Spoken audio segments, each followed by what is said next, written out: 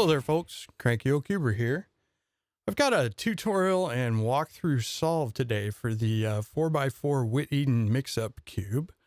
I unboxed this a while ago and did a review of it in the 3x3 Mixup Cube. And it's not super hard to solve, but I did get a request for a tutorial, so I thought I would go ahead and put together a video that shows how I solve it. So let's take a look at it first. Now, this video assumes that you know how to solve a regular 4x4 cube, and it also assumes that you've probably seen the tutorial for the 3x3 that shows you how to do a few of the interesting things that you can do with these cubes. So one of the things that this cube can do, I mean, it moves like a normal 4x4. It's a little clicky and a little catchy, and particularly when you've got it mixed up a little more, these center bits will catch, and occasionally what will happen is one of these guys and then one of the little internal pieces will pop out and come flying out. And that's happened to me a couple of times on the bus, and I'm super lucky that I haven't lost a piece. In any case, you just got to be really careful to align it. You are not going to speed cube on this thing because it won't have it. It'll throw a piece really fast if you try to move it too quickly. And you can feel it catch, so you can, kind of table it and get it all lined up again, and it should be okay.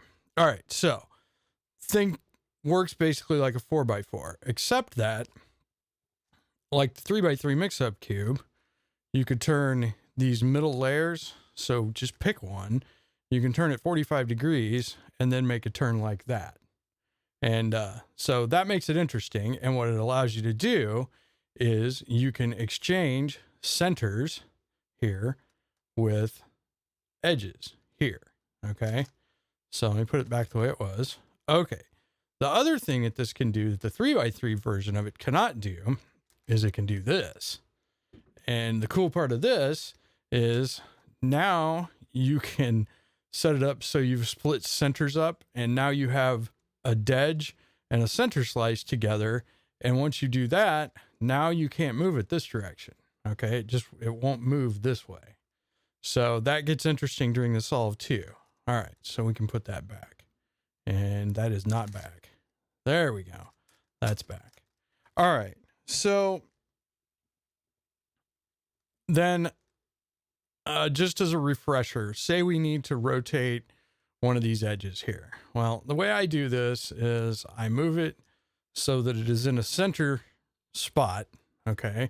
And then I do the usual, take a slice down. We're going to use this center slot to rotate it. So we'll move this edge over into that slot, put it back up here.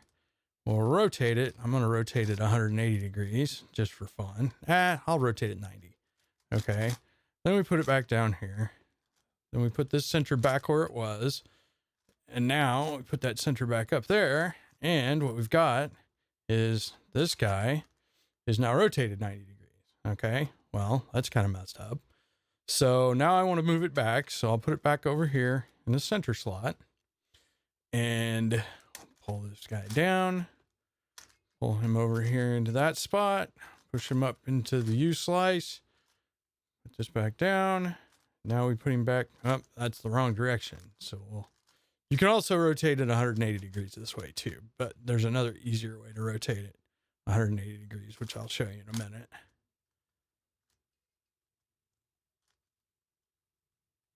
Except that you won't actually need to do that with this cube. Okay.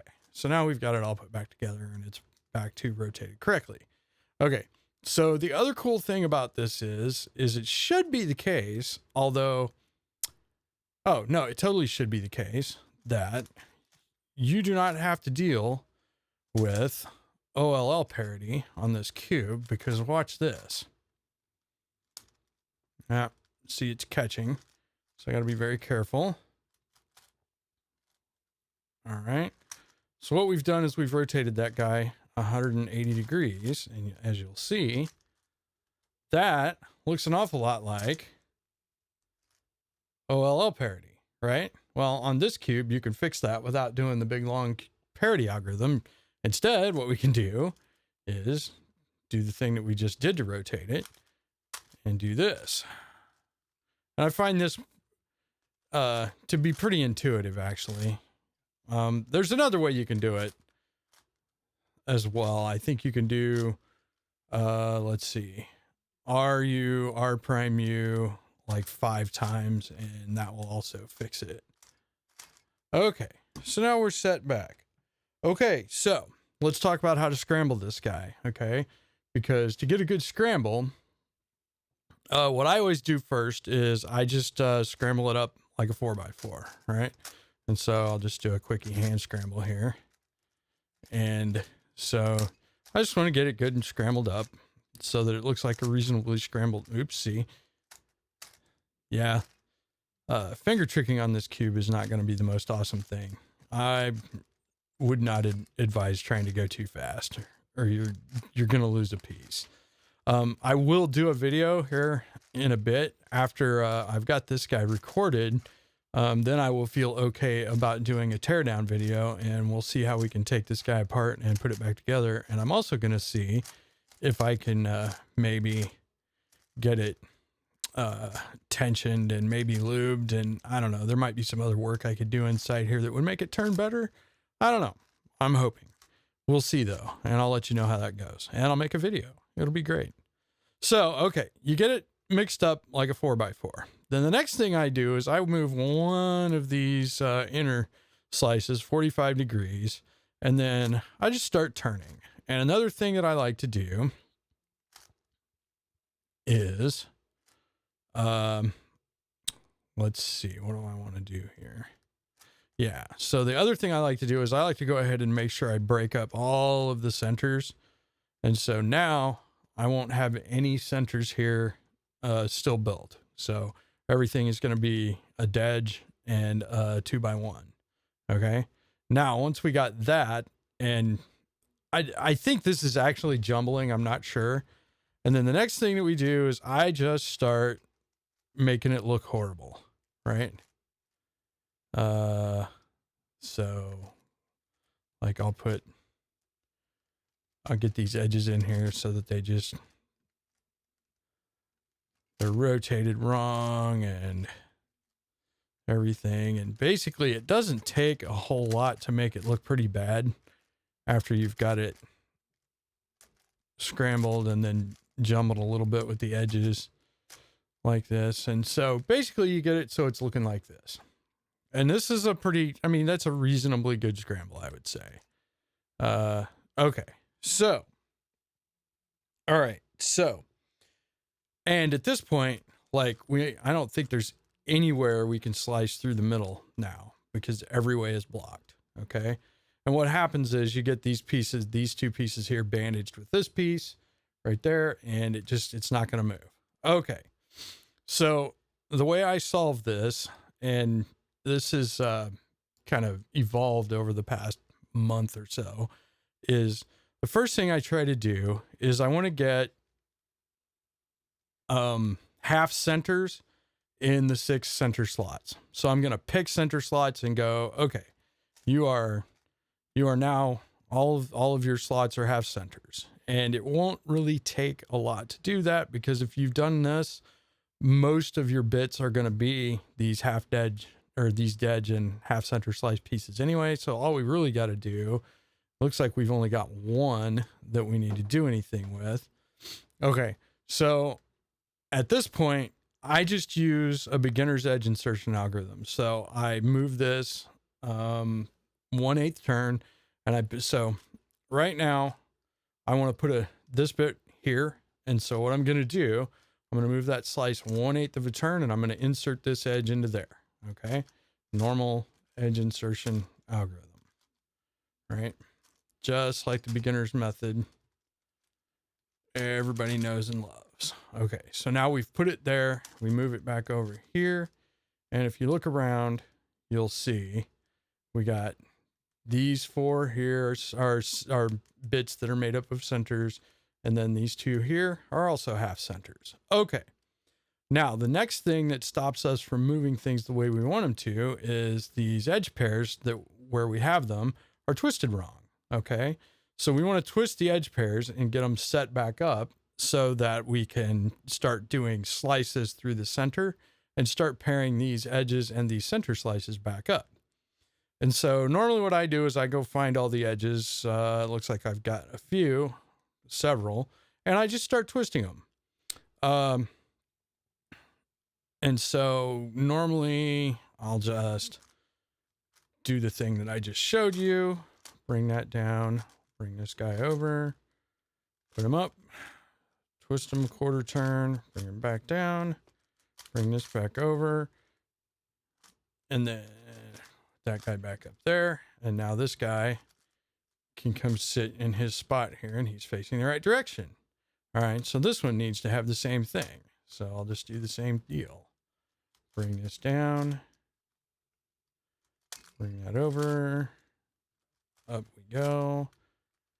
And you want to be super careful about paying attention to where you are so you don't get lost and end up twisting like the wrong things. So frequently what I'll accidentally end up doing is instead of twisting the corners, I'll accidentally just be twisting these centers here. Okay, so it looks like we've got 2 more. So let's do this one. Like I said, this is not super hard. It's pretty intuitive. But the main thing that we're trying to do is we're trying to get back to cube shape. And step 1 to do that is to set things up so that we can pair up the center bits. So we can start pairing these up and pairing these slices up. Okay. And until we can do that, we can't get back into cube shape. And we can't do that until we get these edges turned right. And then I'll show you a few other things that we have to do. Okay, so it looks like this is the last of the paired up edges that need to be turned. So let's go ahead and do that one really quickly. I'm way better at staying on camera now. I have a better camera angle. I'm also recording at the same time with my GoPro, and we'll see how that comes out. Maybe we'll have dual footage going on. Okay, so that guy's in the right spot.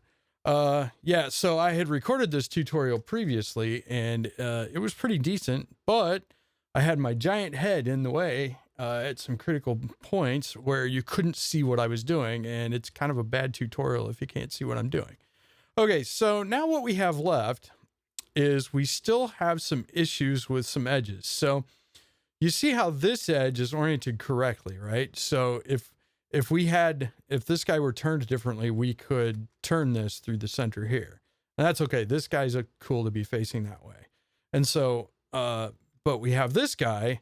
And so as he is in here, there's no way we could possibly turn it even if this guy's facing the correct direction. So what we're going to do is we're going to get all of the pairs that are in the edge spots. We're going to twist them so they're facing correctly. So we have a hope of working on this now. So same thing. I'll put this guy in a center spot temporarily, and I'll pretend like he's a center, and we'll bring him up, give him a quarter twist, back down, over you go. Put that guy back up where he was, and we'll put this back. And now this guy's facing the right direction. Same thing with this one. There may be faster ways to do this, but like I said, I'm not speed cubing on this. I'm really just trying to figure out a way to solve it that is methodical and that doesn't require me to do, you know, the equivalent of spamming T-perms until I see something I recognize, right? Mostly I want to be able to say, do this step and then do this step and then do this step, and then we're good. Okay, so I got 2 more that I need to twist. So let's put him here. Let's bring this guy down. This over. And we may get into a situation where, though I want to twist more because of the laws of the cube, I need to do some other stuff, and I won't be able to get them twisted. But I think, yeah, we should be able to twist this one now. The laws of the cube do not say that I can't do that. So that's good. All right. So we'll put him like that. All right. Put it back. Okay. so now we are at a point where, well, this is turning freely now, right? So all of our edge pieces are pointing correctly now. So that's kind of cool. All right. So that is a paired up deal. So let's put that there. Not. Okay, good. Okay, so now the next thing that we have to do is we have to start pairing up these edge bits. Okay. And so what I look for is, let's see if I can, oh, come on. Okay. Well, you look pretty good. All right. So what I'd like to do is turn him. So let's do that. All right. Now he is facing that way. And then I would also like to turn him. And now he's facing the right way. Then I can turn this guy and we should be able to turn through here. Okay. So now what I'm going to do is the equivalent of pairing up as if I were building this center, and you'll just have to see what I mean. So it's just like when you push a slice in, you turn it around and you pull the slice back in. Now they're paired up, right? Oh, we paired up another couple too, kind of accidentally. All right. So at this point, what I'm going to do then is I'm going to pull an edge, half center, and I'm going to put it in here instead of this guy. And I'm going to do that with this oriented correctly. So I'm going to put him here, do an edge insertion. All right. And that's easy enough. Okay.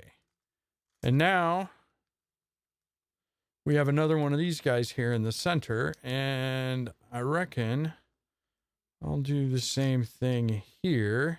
I'll just turn that way. I'm going to replace this one with this guy. So I twisted him. So you'll see what I did there.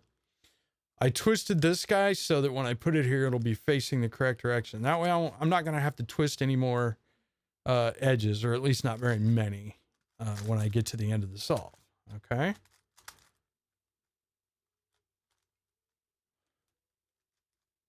And if you've done a Fisher cube before, you will have found ways to keep from having to continuously twist edges at the end. So if you can do it like as you go. All right, so we're going to do the same thing. We're going to pair this guy up with this guy. So the way I set it up is so that I have complete built edge, half center, built edge, and then half center, built edge. And if I do that, when I pair these up like this, I don't accidentally tear apart others. Okay. Now I'm going to put this guy here, in here, and I'm going to replace him with another edge. So we're slowly moving back to, that's great. The dogs are upstairs playing, so it's going to make some noise. Okay, so we're slowly replacing these edges that are half center, half edges with fully built edges as we build them. Okay, so now we have another one. See, we can do this guy like that. And now we've got these guys paired up. And at this point, interestingly, one thing we can do, so now we just have two left, right? We have this one and this one. And so what I frequently do when I get here is I just go ahead and do a quarter turn and make this, put this in a center slot and put this in a center slot. Then push that up, twist it around, and then pull it back down. Now it's paired up. It's the same thing you're doing when you build centers on a 4x4. Okay, so now we have that. Now all we've got left is we have this built center that's in an edge spot, and we have this edge that's in a built center spot. So we're going to do the same thing. Now, we could, if we didn't notice, we could move that over here, right? And then pop this center down here, and this edge would end up in the top. It ends up in here, actually. But if we do that, then the center, this edge, will be twisted incorrectly. So we might as well set this guy up, set ourselves up for success from the beginning. Now, all we have to do is put that guy right there. Now we're just doing another edge insertion algorithm to swap those pieces. I don't know if it's actually swapping those pieces, but it certainly seems to have the effect of doing that. And now we're back to cube shape. Now it's just a 4x4. Now it's just a boring old 4x4. I may go ahead and talk through this solve, but probably what I will do is speed it up because I'm very slow at solving 4x4, and this is even slower than a regular 4x4. Just for fun, I do Hoya. Well, I do what I think of as Hoya, so might not actually be Hoya. If you pay attention, yeah. If you pay attention, you might go, dude, you're not really doing Hoya. But what I mean by Hoya is I build the blue and the green centers first. Where did my blue go? There it is. I build the blue and the, oh God, except I'm not very good at it. Okay. I build the blue and the green centers first, and then I build a white, and then what do? I build the orange. So I'm definitely not color neutral on this guy at all. Okay. And once I get that built, then I let the red and yellow centers just do their thing. Of course, this orange is in the wrong place because orange wants to be over here. It wants to be to the right of the, and I don't know why I have to do that, but I do. Okay. God. See how it's locky? It's really annoying. Oh, and I'm getting out of frame. That's okay. My head's not in the way. Yay. No big giant head in the way. All right. So now I've got that. I mean, you guys know how to solve a 4x4. I don't need to tell you how to solve a 4x4. So what am I doing? Oh, there's a red. Where's my other red? There it is. Yay. Infamous U3. I love the U3. Oh, nice. Look, my greens are already paired up. How cool is that? And my orange is right there. So we'll do this. Yeah. So the next thing I do is I build the white edges. And mostly the reason I like this method is because I don't have to look at the bottom much anymore. Actually, at all. Oh, hello. Blue's already built. How nice is that? Okay, let's put red there. Done. Put that. Okay, now we solve the, what are we solving for? We are solving. There we go. Okay, and then the next thing I usually do is 3-2-3 edge pairing, and God, really? I'm just gonna flip this one. Sometimes I just move on to the next edge and I stop looking at that. Oh, this one's gonna be fun because it's already practically, there's a lot of them already paired up. Okay, so we got that one, and now we need a blue and red. Where's the blue and red? No, sir. Oh, really? God. Okay, so this is going to be the slowest 4x4 solve in the history of ever. Oops. Ah, you got to be careful. I almost popped it. Okay. Nope. There we go. All right, now I need red and yellow.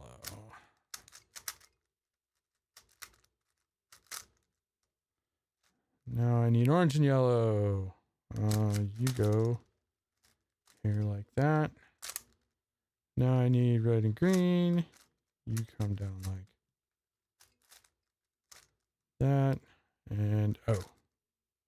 Yeah. And now I have to do an edge flip. Because 3-2-3 did not work so well.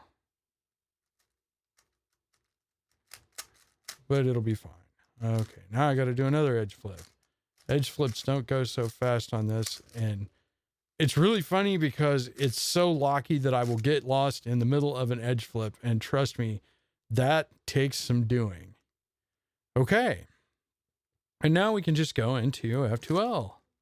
Hooray! Please don't watch my F2L and tell me how bad I am at it. I know how bad I am at it.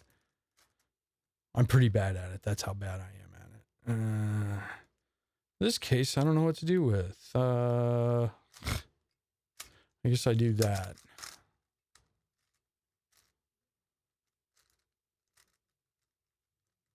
Come on.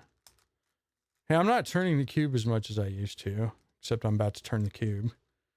No. Really? Again?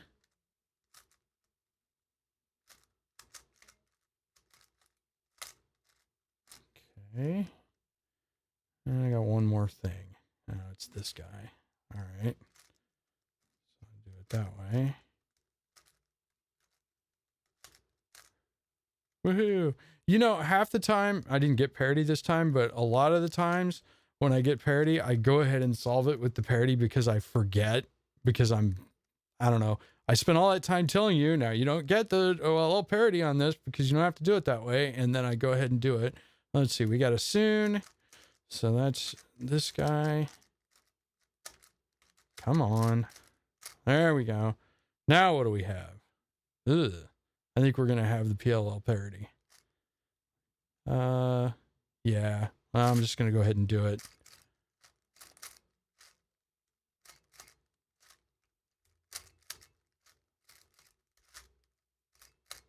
Why did I do that? Oh, neat. U-perm. Oh, which one is it? It's...